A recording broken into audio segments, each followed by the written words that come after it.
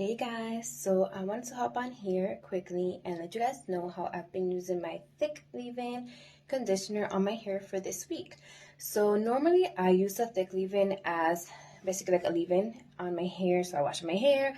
I leave it in, and then I style my hair as I normally would. But for this week, I actually tried using it as a hair mask, also as a detangler. So what I did was I would wash my hair normally, then I would apply the product on my hair and detangle it and then leave it on my hair for about like 15 minutes, and then I would just wash it off and then style my hair with any other products that I have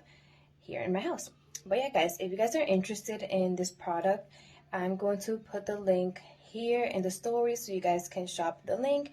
and that way you guys can try it as well on your hair and let me know how you guys feel about it and if it works on your hair as it works on mine.